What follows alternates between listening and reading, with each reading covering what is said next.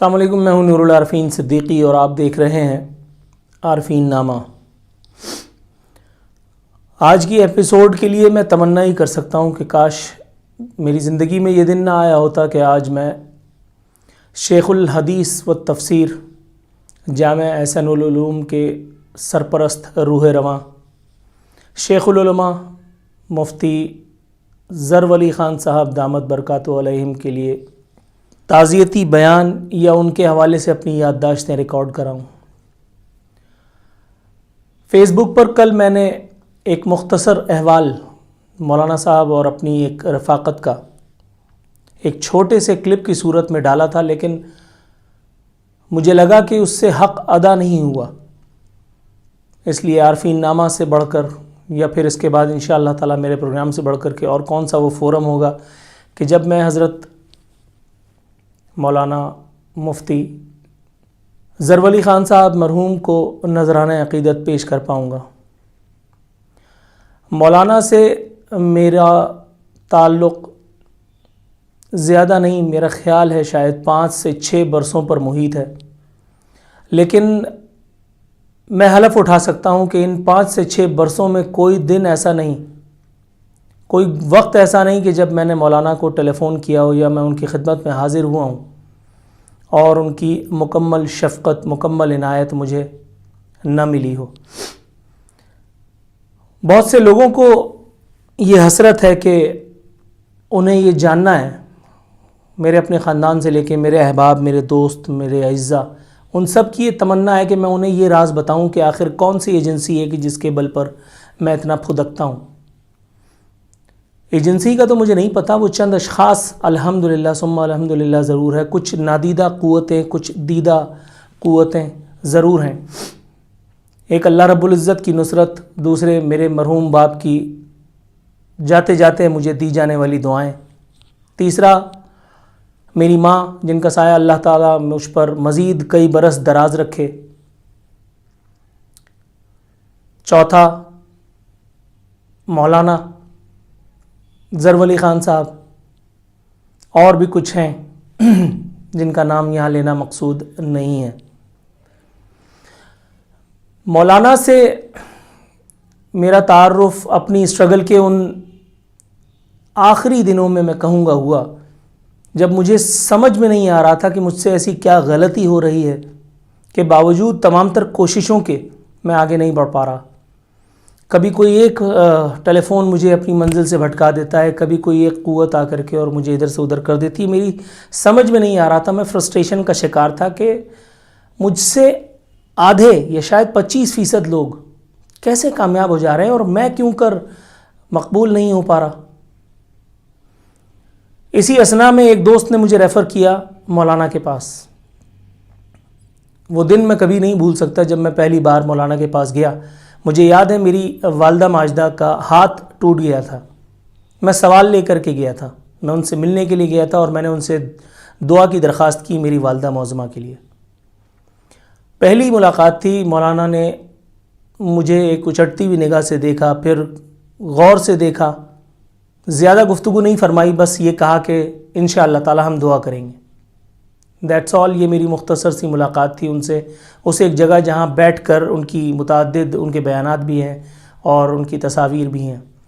اس کے بعد اللہ رب العزت کا شکر ہے ثم الحمدللہ، مجھے اللہ رب العزت نے وہ اعزاز بخشا کہ مولانا کی مسند کے بالکل پیچھے، پہلے انہوں نے سامنے لگایا ہوا تھا اور اس کے بعد وہ پیچھے وہ فریم جو میں نے انہیں گفٹ کیا تھا، جو ابھی تھوڑی دیر میں آپ دیکھیں گے، جس میں نے اللہ رب العزت کی نصرت سے ایک عبارت، کچھ اشعار اللہ نے میرے دماغ میں ڈالے اور میں نے مولانا کی شان میں وہ کہے۔ مولانا کو وہ اشعار بہت پسند آئے، مجھے بھی حیرانی ہے یہ سب کچھ کیسے ہوا، لیکن بہرحال اللہ رب العزت نے ثم الحمدللہ مجھے اس لائق کیا، اس قابل کیا کہ میں یہ کام کر پایا۔ مولانا نے یہ اشعار پڑھے تو بہت بہت بہت زیادہ خوش ہوئے، بہت زیادہ خوش ہوئے اور بہت زیادہ انہوں نے جو ہے وہ اپنی محبت کا اظہار فرمایا۔ آپ دیکھ سکتے ہیں کہ اس میں سے کوئی ایک لفظ، کوئی ایک لائن وہ ایسی نہیں ہے کہ جس میں عقیدت نہ ہو، جس میں محبت نہ ہو، جس میں الفت نہ ہو، جس میں اپنے اس تعلق کا ذکر نہ ہو جو ایک حب اور محبوب کے درمیان ہوا کرتا ہے۔ یہ اشعار مولانا نے اپنے سامنے لگائے رکھے ایک زمانے، پھر اس کے بعد پھر ان کی مسند پہ وہ پیچھے موجود تھا۔ اس کے بعد پھر مولانا جس کمرے میں آرام فرمایا کرتے تھے اپنے مسجد کے بالکل ساتھ والا، گھستے ہی دائیں ہاتھ پر جو کمرہ ہے بڑا، اس ایک کمرے میں مولانا نے وہ لگائے رکھا۔ میرا پروگرام کبھی مس نہیں کیا کرتے تھے، میرا پروگرام بہت غور سے دیکھا کرتے تھے۔ کوئی بات آبجیکشنیبل ہوتی تھی تو تنقید فرماتے تھے، اور میں دنیا میں جن لوگوں کی تنقید سے سب سے زیادہ پریشان ہوتا ہوں یا متفکر ہوتا ہوں، ان میں سے ایک یقیناً مولانا تھے۔ مذہب کے لیے، دین کے لیے مجھ سے ہمیشہ کہا کرتے تھے کہ آپ کو اپنا کام کرنا ہے، اللہ رب العزت نے تمہیں جو آواز دی ہے تمہیں اس کو پاکستان کے لیے، پاکستان کے عوام کے لیے، مذہب اسلام کے لیے، ملک و ملت کے لیے اس کو استعمال کرنا ہے۔ میں کیا اور میری بساط کیا، اللہ رب العزت نے حسب توفیق ثم الحمدللہ جو کوشش مجھے توفیق دی تھی میں نے کی، اور اللہ کا شکر ہے ثم الحمدللہ مولانا نے اس پر اپنے مکمل اطمینان کا اظہار بھی فرمایا، اللہ رب العزت بھی اسے قبول فرمائے۔ مولانا نے مجھے ابتدائی دنوں کی بات ہے، انہوں نے مجھ سے میری تنخواہ پوچھی، میں نے جب بتائی تو وہ حیران ہو گئے۔ پھر انہوں نے ایک نام نہاد مذہبی اسکالر کا حوالہ دے کر کے مجھ سے کہا کہ اس کی تنخواہ اتنی زیادہ کیوں ہے۔ میں مسکرایا اور جو کچھ مجھے کہنا تھا میں نے ان کو بتایا، وہ جانتے تو تھے۔ انہوں نے کہا کہ تم کچھ لکھتے لکھاتے ہو؟ میں نے کہا جی بالکل میں لکھتا لکھاتا ہوں۔ انہوں نے کہا شاعری؟ میں نے کہا بالکل۔ انہوں نے کہا جو کچھ لکھتے ہو وہ لا کر کے مجھے دو۔ کچھ دنوں بعد میں وہ اپنا پورا کلام لے کر کے مولانا کی خدمت میں حاضر ہوا۔ انہوں نے مجھے اگلی بار پھر کچھ دنوں بعد یا شاید 2-1 روز بعد آنے کے لیے کہا۔ اس دوران میں مولانا کو جیسے ہی فرصت ملی، ظاہر ہے انہوں نے اس کو دیکھا۔ اگلی بار جب میں مولانا کی خدمت میں حاضر ہوا تو انہوں نے مجھ سے ایک ایسی بات کی جس نے میری زندگی بدل دی۔ مولانا نے مجھے کہا کہ تمہارا پسندیدہ شعر کیا ہے؟ میں نے کچھ دیر سوچا اور میں نے کہا کہ اے خدا، احمد ندیم قاسمی کا وہ شعر، اے خدا تیری فردوس پہ حق میرا ہے، اے خدا تیری فردوس پہ حق میرا ہے، تو نے اس دور کے دوزخ میں جلایا ہے مجھے۔ آپ چپ رہے، آپ نے کہا اور کوئی شعر؟ میں نے کہا کہ کاش اوروں کی طرح میں بھی کبھی کہہ سکتا، بات سن لی ہے میری آج خدا نے میرے۔ متفکر ہو گئے۔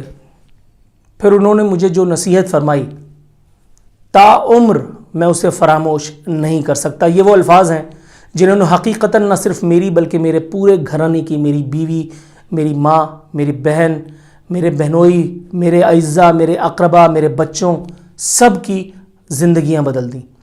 مولانا نے مجھ سے فرمایا کہ عارفین، جو شخص جتنا شکوہ کرتا ہے، جتنا روتا ہے، اللہ تعالیٰ اسے اتنا ہی رلاتا ہے۔ جو جتنا شکر گزار ہوتا ہے، جو جتنا اللہ تعالیٰ سے جو ہے وہ اس کی دی ہوئی نعمتوں پر شکریہ ادا کرتا ہے، اللہ تعالیٰ اسے اتنا ہی نوازتا ہے۔ تمہیں اللہ نے لکھنے کی، بولنے کی صلاحیت سے نوازا ہے، تم اللہ تعالیٰ کی حمد بیان کرو، تعریف بیان کرو۔ یہ حمد اور یہ تعریف تم بیان کرو گے تو پھر دیکھنا کہ اللہ تعالیٰ تمہیں کیسے نوازے گا۔ کام کوئی بہت زیادہ مشکل بھی نہیں تھا، بہت کچھ دیا تھا اللہ نے اس وقت بھی مجھے، آج تو خیر کہنا ہی کیا، ثم الحمدللہ میں نے حامی بھر لی۔ احساس تو ہوا شرمندگی کا کہ واقعی یہ میں کیا کر رہا ہوں۔ پھر اندر سے جیسے کہ آواز آئی کہ مجھے کچھ اور بھی کرنا ہے۔ پھر مجھے ایک ایسا کلام، اللہ رب العزت نے مجھے اچھی طرح یاد ہے، میں اپنے ایک دوست کے ساتھ آفس سے نکلا، بارش ہو رہی تھی، اس کی بائک خراب ہوئی، وہ رکا مکینک کے پاس کچھ کرنے کے لیے، ایک کیفیت طاری ہوئی۔ میں نے اسے کہا یار میں چل رہا ہوں جیل کی طرف، گرو مندر میں ہمارا آفس تھا، میں نے کہا میں جیل کی طرف چل رہا ہوں، تم آ جانا، کچھ معاملات ہیں۔ وہ سمجھ گیا، اس نے کہا ٹھیک ہے۔ بارش تھوڑا سا تیز ہوئی اور میں رونے لگا، روڈ پہ سر راہ چلتے ہوئے میں رونے لگا، اور کچھ اشعار اللہ نے میرے دماغ میں ڈالے۔ ابھی تھوڑی دیر میں اسکرین پہ، بلکہ اس وقت آپ دیکھ رہے ہوں گے، میرے مالک میرے مولا تیرے صدقے تیرے قربان، فبأي آلاء ربكما تكذبان۔ میں بیان نہیں کر سکتا کہ اس وقت میری حالت، میری کیفیت کیا تھی۔ میں نے فوراً اسے کمپوز کرایا، اسے جو فریم کروایا، اور اس کے بعد پھر میں بھاگا مولانا کے پاس گیا تو تبسم فرمایا اور انہوں نے کہا کہ شاباش، اللہ تعالیٰ تمہاری اس کوشش کو قبول و منظور فرمائے، اور جو تحریر میں تمہارے پختگی ہے انشاءاللہ اسے اللہ تعالیٰ اور راسخ فرمائے۔ اسی قسم کی دعائیں انہوں نے مجھے دیں۔ خیر مجھے لوگ کہتے ہیں کہ شاید میری اردو بہت اچھی ہے، لیکن میں ہمیشہ، میری بیوی مجھ سے پوچھتی ہے کہ مولانا کے بارے میں جب آپ بات کرتے ہیں، جب وہ دعائیں دیتے ہیں تو وہ کیا دعائیں ہوتی ہیں؟ میں کبھی انہیں اپنی یادداشتوں میں سمیٹ نہیں سکا۔ جو ذخیرہ الفاظ کا مولانا کے پاس تھا، اللہ انہیں کروٹ کروٹ جنت نصیب فرمائے۔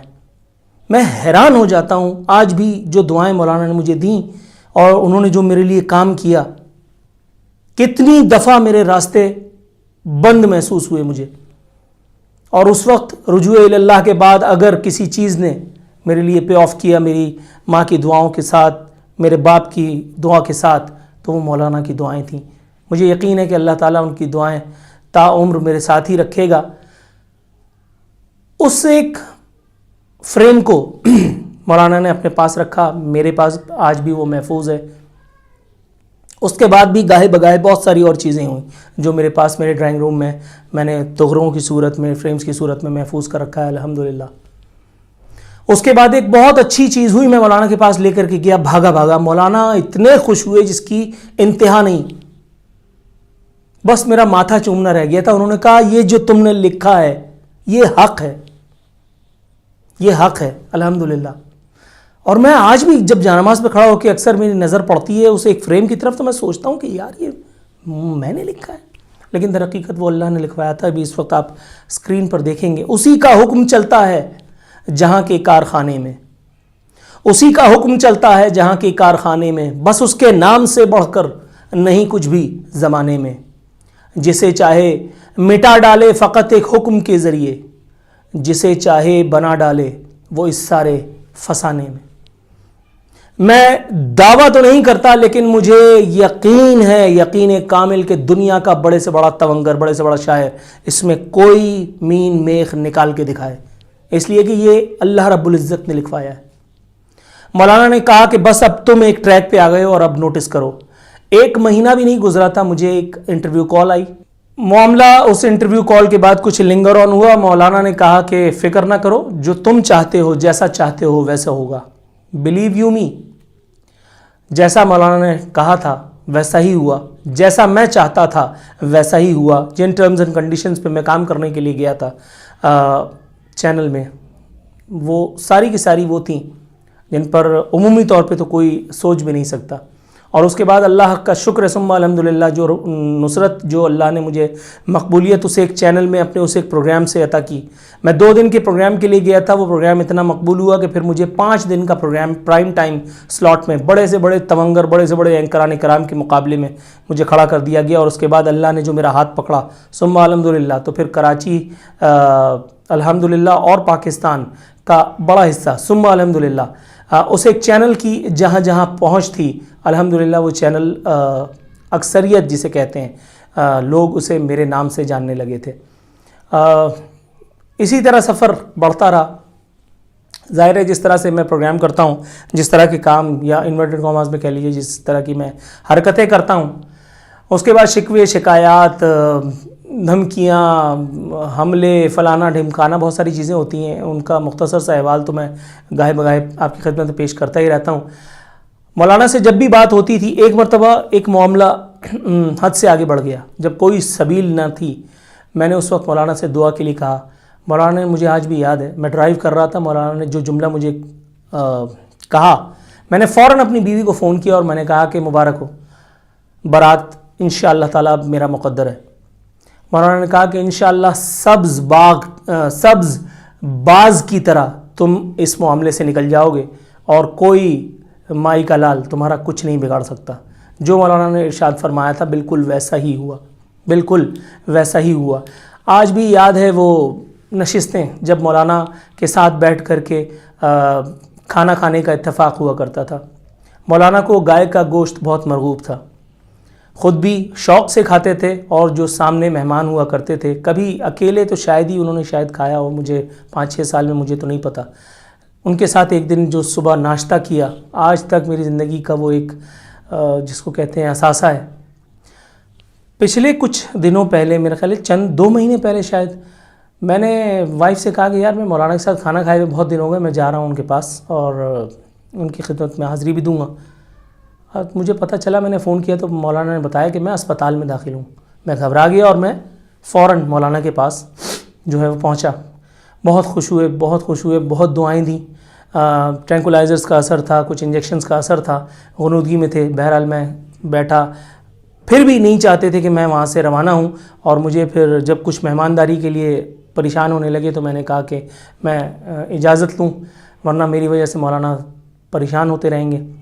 تو وہ ایک کولڈ ڈرنک مجھے دے کر کے، اور انہوں نے مجھے ضد کی کہ اسے تم نے پینا ہے۔ میں نے مولانا سے کہا انشاءاللہ العزیز مولانا آپ آرام کیجئے، میں انشاءاللہ تعالی آؤں گا اور پھر آپ کے ساتھ کھانا کھاؤں گا۔ ابھی شام میں ہی، میرا خیال ہے کہ شاید 7 ساڑھے 7 بجے، میں نے دوبارہ بس دل میں آیا مولانا کا خیال۔ فیس بک پہ اچانک کسی نے پوسٹ اپڈیٹ کی ہوئی تھی کہ جی مولانا کی طبیعت ناساز ہے، علیل ہیں، لیکن اب طبیعت بہتر ہے، کل شاید شفٹ ہو جانے کی کوئی بات تھی۔ تو مجھے فکر لاحق ہوئی، میں نے عارفین نامہ کی ایک ویڈیو دینی تھی لائیو۔ میں سیڑھیاں چڑھ کے اوپر آیا ہوں اور پیچھے سے ٹیلی فون آیا کہ جی مولانا کا وصال ہو گیا۔ اللہ تعالیٰ ان کے ساتھ نرمی کے معاملات فرمائے، اور یقیناً ایسا ہی ہوگا انشاءاللہ العزیز، کیونکہ وہ اللہ کے مقرب لوگوں میں سے تھے۔ مجھے آج بھی وہ دن یاد ہے۔ ایک بار میں ایک بچے کی پریشانی دیکھ کر بہت اداس ہوا، اسٹرگل کے دنوں میں۔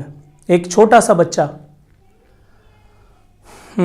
شاید 1.5-2 سال اس کی عمر، بلڈ کینسر، اپنی ماں اور باپ کے ساتھ گود میں بیٹھا ہوا تھا۔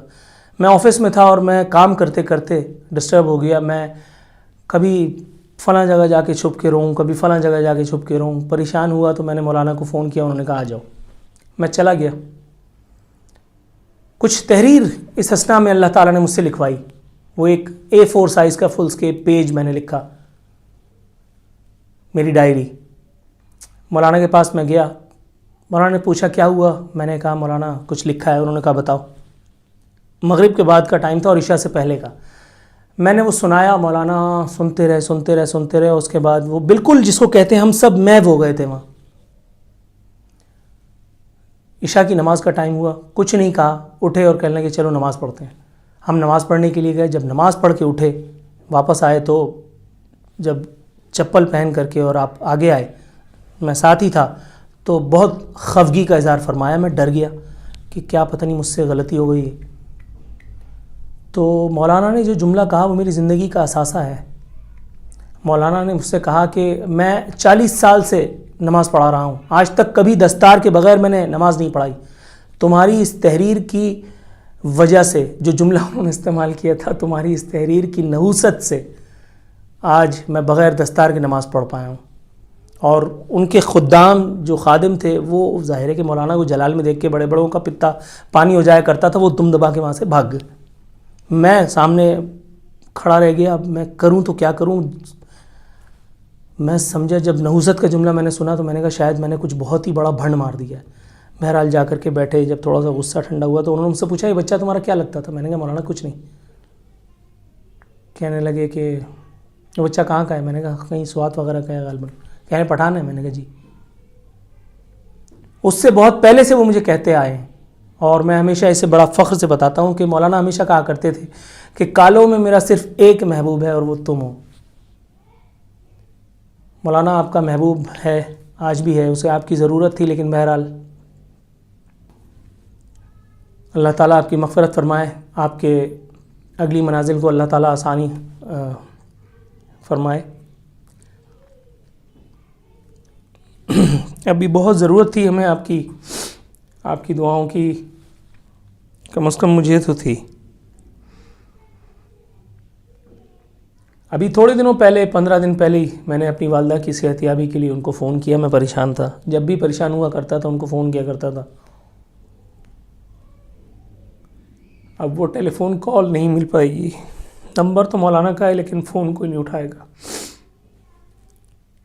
اللہ تعالیٰ مولانا کی مغفرت فرمائے۔ اور فی امان اللہ.